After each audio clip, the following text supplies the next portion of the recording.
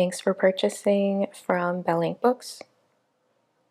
In this video, I'm going to show you how to access your to-do list, the Google Sheets version. If you're looking for Excel, that's a separate video because the files are not interchangeable. So to access the Google Sheet to-do list, we're going to open your PDF that you should have received right after you placed your order. And we're going to click on the link to the Google Sheets file. It's going to take you to the to-do list, but notice it's view only. So you need to save your own copy of the to-do list. And to do that, you're going to go to File, Make a Copy. I recommend renaming it. And then you can choose where in your drive you want to save it. Notice that we are on Bree's to-do list.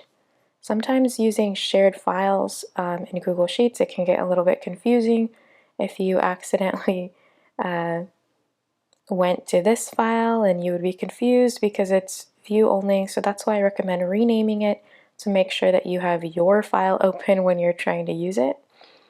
And so let's take a quick look. So you have a light theme and a dark theme.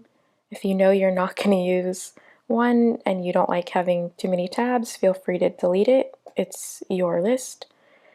To add items, you're just going to click in a cell on the notepad or list pad for what you want to add an item to. So for brain dump, let's add go jogging, and maybe for health and wellness, do yoga, wash dishes, and you have a few more categories down here.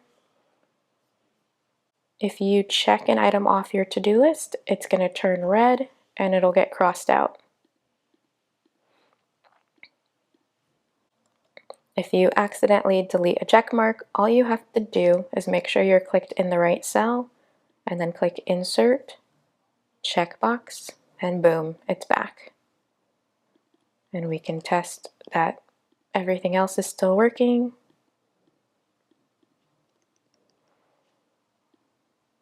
But I hope you enjoy. Thanks for choosing to buy from Belle Books.